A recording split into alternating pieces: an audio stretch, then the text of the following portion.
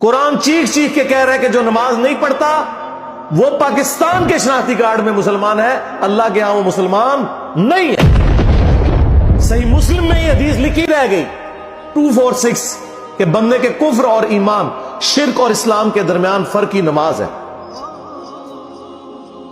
یہ حدیث مسلم میں ہی لکھی رہ گئی کہ ابن مسعود رضی اللہ تعالیٰ عنہ کہتے ہیں کہ جماعت کے ساتھ نماز پڑھنا یہ سنت خدا ہے، یہ تمہارے نبی کی وہ سنت ہے جو اللہ نے انہیں عطا کی، اگر اسے چھوڑ دو گے تو برباد ہو جاؤ گے۔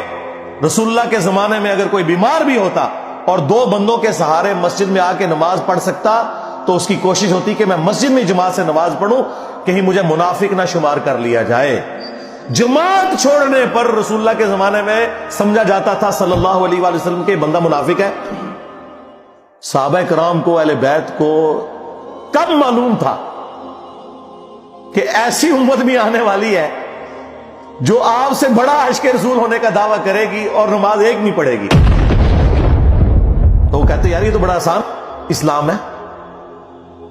تو یہ حدیثیں تو مسلم شریف میں لکھی رہ گئی، پریکٹیکلی کس نے عمل کیا اس کے اوپر؟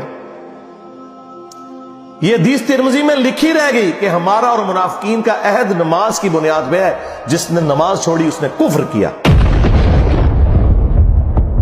یہ صحابہ کرام علیہ رضوان کا فتویٰ ترمذی میں ہی رہ گیا۔ عبداللہ بن شقیق تابعی کہتے ہیں کہ صحابہ کرام علیہ رضوان تارک الصلاح کے سوا کسی کی تکفیر نہیں کرتے تھے، صرف بے نمازی کو وہ کافر سمجھتے تھے، باقیوں کو وہ تمام غلطیوں کے باوجود مسلمان تصور کرتے تھے۔ اندازہ کریں، یہ ترمذی میں لکھا رہ گیا جناب۔ ہاں، ہم جب چیخ چیخ کے یہ باتیں بیان کرتے ہیں، لوگ کہتے ہیں یار یہ کس قسم کی باتیں کر رہے ہیں، یہ کہاں پہ لکھی ہوئی ہے؟ سرکار کتابوں میں لکھی ہوئی ہے۔ یہی تو ہم آپ سے کہہ رہے ہیں کہ مرنے سے پہلے اے مسلمان کر لے اس پہ غور، کتابوں کا خدا اور ہے، بابوں کا خدا اور۔ یہ حدیث ابو داؤد میں ہی لکھی رہ گئی کہ بچہ جب 7 سال کا ہو جائے تو اسے نماز کا حکم دو، اور نہ پڑھے 10 سال کی عمر میں اسے سزا بھی دو، اور 10 سال کے بچوں کے بستر بھی الگ کر دو۔ یہ ابو داؤد میں لکھی رہ گئی حدیث۔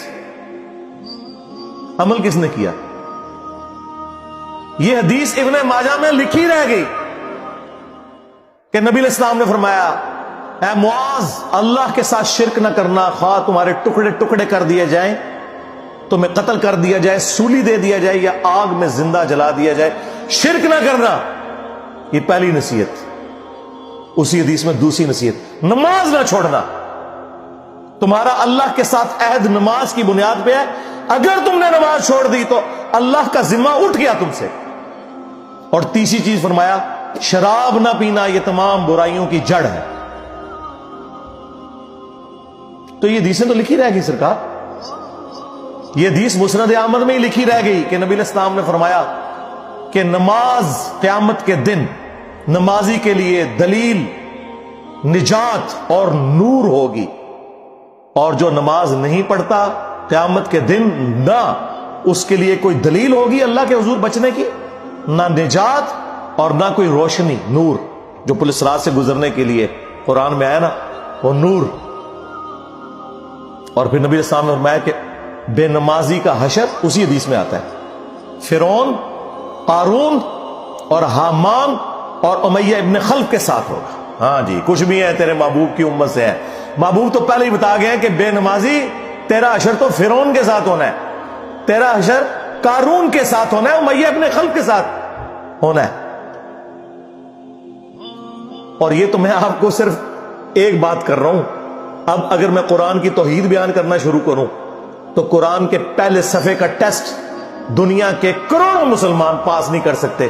ایاک نعبد و ایاک نستعین، یہ قرآن میں لکھا رہ گیا۔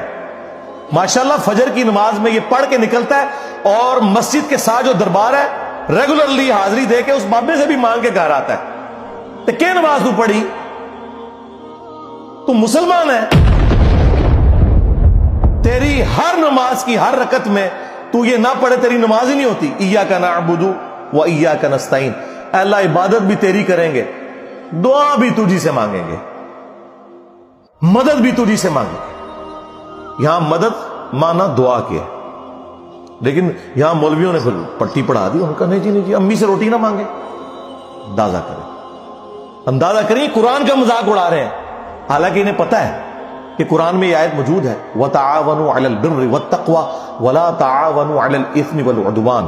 نیکی اور پرہیزگاری کے کاموں میں ایک دوسرے کی مدد کرو اور برائی میں الگ رہو. قرآن نے بتایا ہے کہ اللہ نے دنیا کو اسباب کے ساتھ جوڑا ہوا ہے. یہاں ایاک نستعین میں دعا کے اعتبار سے بتایا جا رہا تھا کہ غیر اللہ سے نہیں کرنی، ظاہری اسباب کا تو قرآن میں حکم ہے. لیکن دیکھ لیں،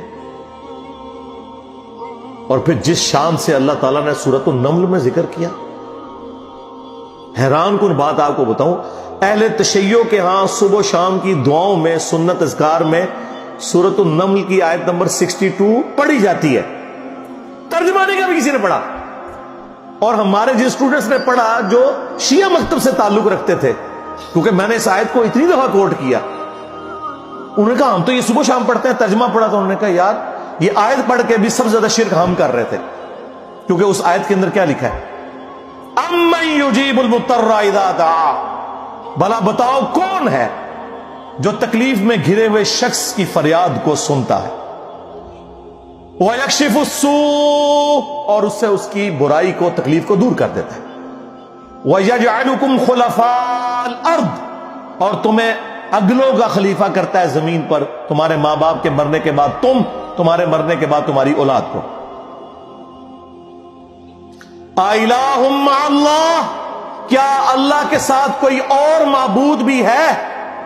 قَلِيلًا مَّا تَذَكَّرُونَ، لیکن بہت کم ہی تم نصیحت حاصل کرتے ہو. بالکل صدق اللہ العظیم، بہت کم لوگوں نے نصیحت حاصل کی. اس آیت میں کلیئر کٹ لکھا ہے کہ جو اللہ کے سوا کسی اور سے دعا کرتا ہے گویا وہ اسے خدا بنائے ہوئے ہے.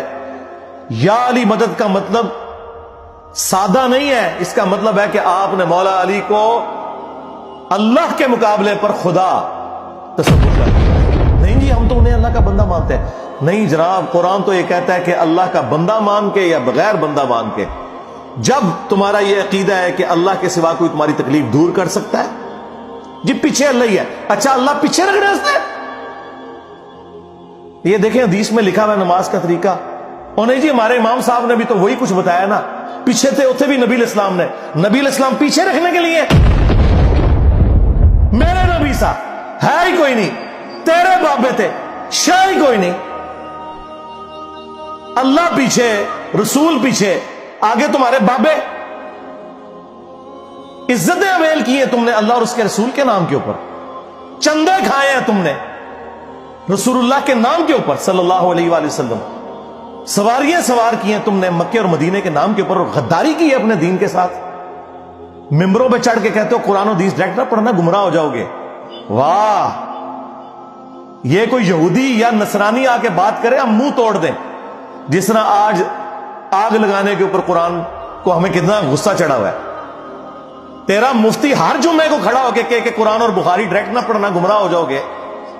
آگ تو یہ لگا رہا ہے، وہ آگ تو ایک دن تھی، اس سے کوئی فرق نہیں پڑا. قرآن کے ملینز آف کاپیز دنیا میں موجود ہیں، ملینز آف حافظ قرآن ہے. قرآن کو کوئی آگ نہیں لگا سکتا، دنیا سے ختم نہیں کر سکتا. اصل جو چور چھپا ہوا ہے وہ تیرے اندر چھپا ہوا ہے. جو یہ علماء ہیں، شیاطین، جنات اور انسانوں میں سے شیاطین، جو تمہیں یہ کہہ رہے ہیں قرآن ڈائریکٹ نہ پڑھنا، گمراہ ہو جاؤ گے. اور تم کہتے ہو مفتی صاحب نے فرما دیا. سبحان اللہ.